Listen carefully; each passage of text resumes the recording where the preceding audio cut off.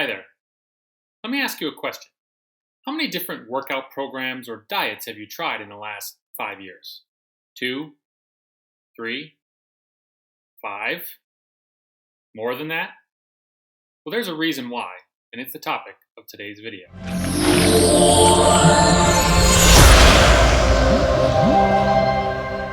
Whether it's a New Year's resolution or just prompted by a low point of frustration or misery, we've all decided at some point that our diet or workout routine isn't giving us the results we desire.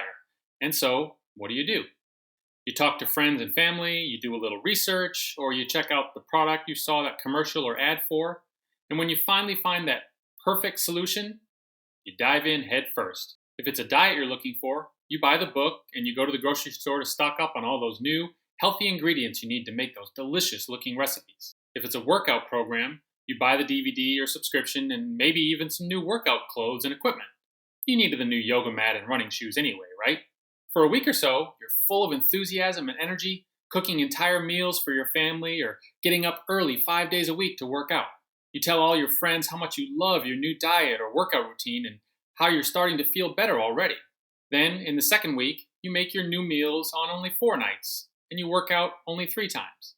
In week 3, you only make 1 healthy meal or do 1 workout. By week 4, you're back to normal, eating fast food or pizza 5 nights and abandoning your workouts altogether.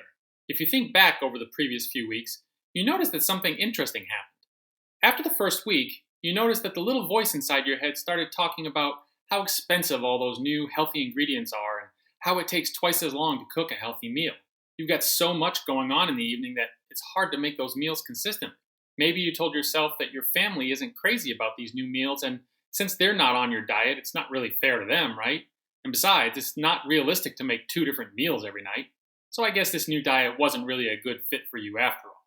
When you think back on the first few weeks of your new exercise program, you notice that same little voice telling you that you've got a lot going on at work right now, so trying to squeeze in an extra hour to go to the gym 4 days a week is probably a stretch. Or maybe that old shoulder injury flared up again, making 2 of the workout videos practically impossible. Maybe you tell yourself that the workouts would really be a lot more efficient or effective if you had a gym membership, but you can't really afford that right now. Do you see what just happened here?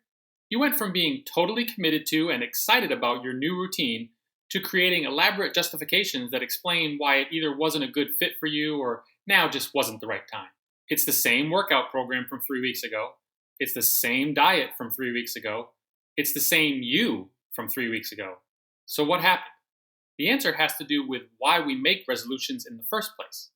When you feel bad about a particular situation in your life, whether it's your diet, your fitness level, or anything else, your mind desperately tries to eliminate or at least avoid the stress associated with that feeling.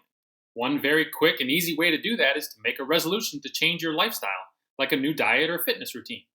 When you make that kind of commitment, and I use that word commitment very loosely in this sense, your brain essentially takes credit for your new lifestyle before you actually do anything. So you feel great. All the gain with none of the pain. That's why you and everyone else get so enthusiastic when you start a new routine. It's basically like a quick high. Unfortunately, that feeling of relief is not sustainable. Once you actually start living your new lifestyle, the initial high you got from making the commitment gradually gets replaced by the reality of how much work you're going to have to do every day to lose that weight or get that body that you say you want. This is the phase of lifestyle change where you find out whether you were actually committed to getting that beach body or just seduced by the feeling you get from the idea of making the change. When you reach that crossroads, you basically have 3 choices. Your first choice is to continue doing your diet or workout routine halfway, essentially. In this scenario, you typically get very little or even no results for the level of effort and expense you're putting forth, so it's the least likely choice you're going to make.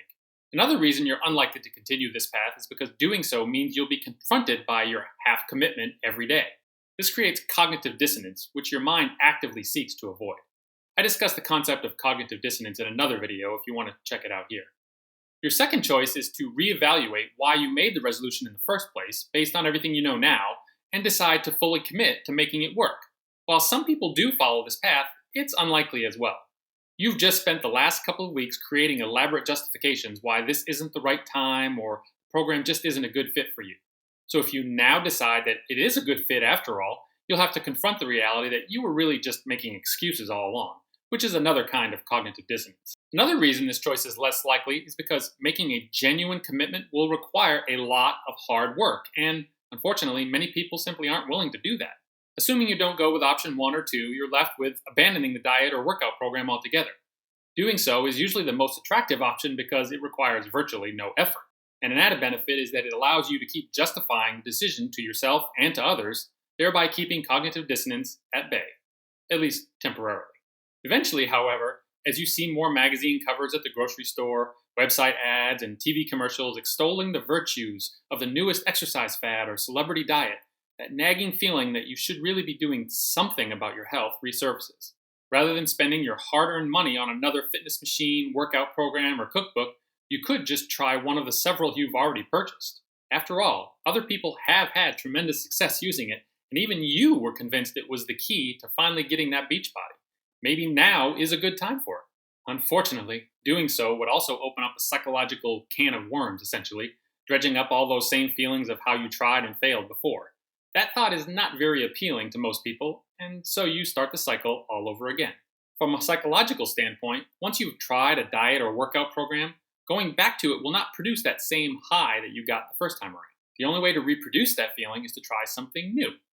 That's why you have a stack of diet books and workout DVDs sitting in your house, and it's why health and fitness is a multi-billion-dollar industry. So here's the key takeaway. Before you take on any new diet or workout program, you need to be completely honest with yourself. No one can look inside your head, thank God, so it's okay to let your true motivation come through. You need to figure out whether you're more in love with the idea of having that ideal body or with the idea of doing the work it takes to get that body. Ultimately, this difference is an indicator of your source of motivation. While there's nothing inherently wrong with wanting to have a great body, being primarily focused on that means you're motivated by the things you'll get by having that body.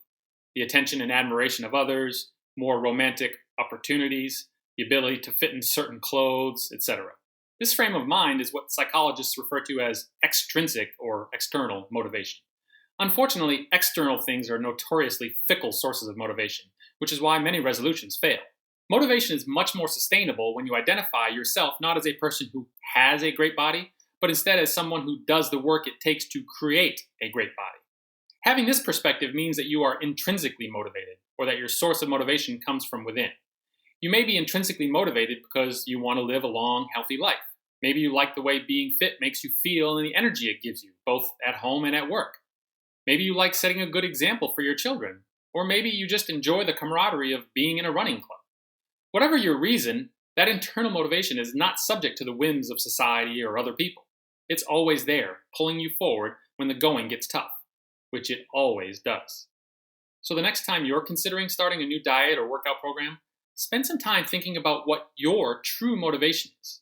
If you discover that you're just in love with the feeling you'll get from the end result and aren't really interested in putting in the work, you'll save yourself a lot of energy, money, and emotional distress by looking for something that aligns with your intrinsic motivation. Please leave a comment below to let me know how you apply this strategy in your life. If you like this video, please click the like button and consider subscribing to my channel by clicking the link below. Thanks for watching.